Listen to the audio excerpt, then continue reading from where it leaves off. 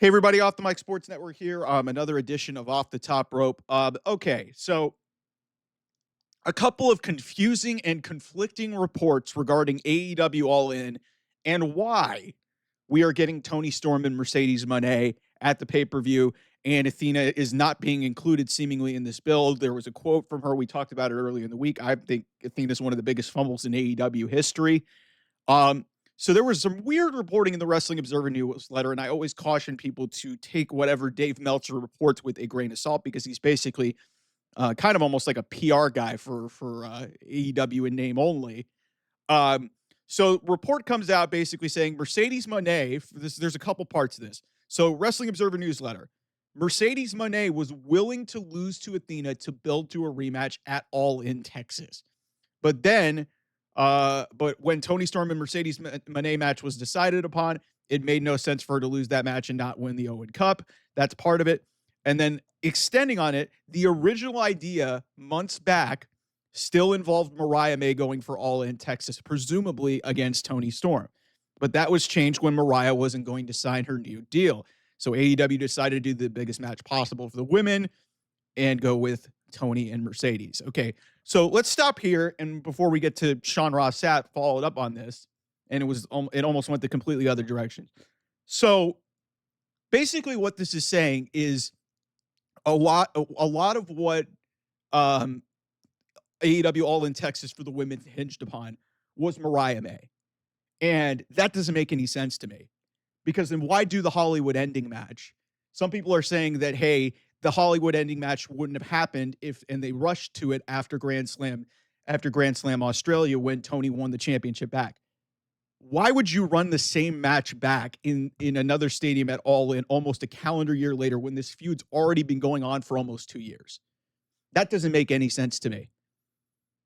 Like, if Mariah May was holding this whole thing up, that's embarrassing. When you've got Athena just staring things. If Athena's status was hinging on Mariah May, when you've got Chris Statlander, Willow Nightingale, you've got Jamie Hayter, you've got a bunch of people on that roster that are fully capable of walking in and mattering. So that didn't check out to me, and I was like, hey, Dave Meltzer, maybe he does know something, but maybe he doesn't. And then Sean Ross Sapp later on Friday basically said the plan has always been Toni Storm versus Mercedes Mone, and it was not affected by Mariah May's departure. AEW sources also said in regard to Mercedes being willing to lose, she has been open to losing to talent, but it hasn't been broached as of yet. So all you people who think she doesn't have creative control, she does. I haven't seen the report on Fightful Select on what the original plans were for Mariah May, but that tells me, okay. Also, the other part of this, and I think there was another piece of this with Sean Ross Sapp, but basically, he said that this was decided upon in 2024 when, mind you, Mercedes Mone was the TBS champion. Toni Storm was not the women's world champion at the end of last year. This had been decided upon already. That's bad because, Mariah May, how much sooner did they know that she was leaving? And why'd you book such a crap title reign?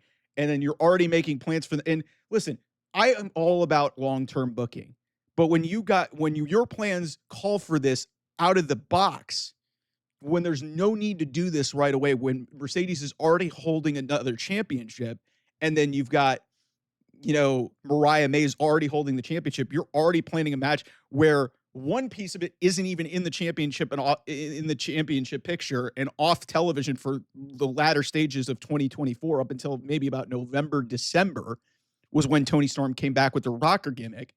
And then Mercedes has been holding the TBS title since May of last year.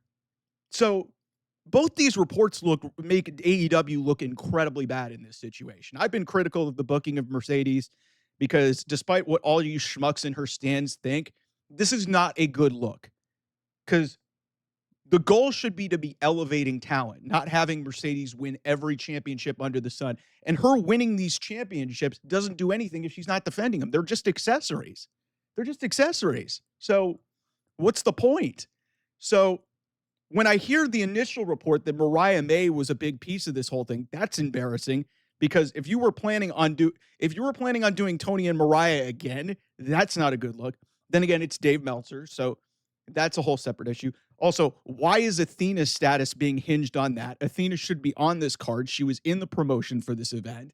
Like, that doesn't make any sense to me whatsoever. And then if you were planning on this last year, when Toni Storm wasn't even the champion, Mercedes Mone was already holding another championship, and this was your end goal, I don't care about long-term booking. That is a terrible idea. That is a terrible idea. Because look at what it's done in the women's division. Nobody matters in this division anymore. And that should be the complete opposite. Because if you would have actually built stars and you would have actually made people credible and not had them get consistently beat, then we would be in a situation that would be much better. So it's just, I don't understand this whatsoever. I get the idea of long-term booking and thinking a way out, but they also didn't even start the build to this until April. They didn't really start this until April. So that's the first thing. And then the other part of this is, so they didn't start that build, and then you're just undermining the rest of your division in the process. Man. Guys, I am frustrated with a lot of things going on with Mercedes. I understand how great she is in the ring. I think she's gotten exposed from a talent, like in terms of a storytelling and like character perspective. And she's winning everything. And it feels like she's trying to be so much bigger than the division. And it's like, what's the end game of this? She loses. Okay, cool. But like Toni Storm has lost more in the last month or so than Mercedes has lost in the last year. What it's just, I don't get why it had to be this way. You have Athena just smack dab in the middle of this, and then she doesn't have a role in this show because they're so dead set on doing this match that you didn't have to do now, but maybe they're doing it because maybe they said, and some people are brushing at me saying, yeah, she'll stay in AEW. Maybe they know Mercedes has got a short shelf life, and maybe they're getting trigger happy because of what happened with Mariah May. I don't know. It's just, this felt very ambitious to do, especially with Mercedes holding another championship and Toni Storm not having, and Toni Storm not even really being the champion until February of this year. That's what's wild to me about this whole thing. And then, their plans effectively getting blown up because of Mariah May, even though that kind of seems like it's been debunked. Like, man, holy crap, man. Like, this is, long-term booking can be good when they're good ideas. This just does not look like a good idea. And with the story that they've tried to convince us to tell, it'll be a great wrestling match. That's it. Great wrestling match. Cool. We'll see, man. But like I said, this report frustrated me. It didn't make any sense. Anyway, thanks so much for watching. I'll see you guys. Bye.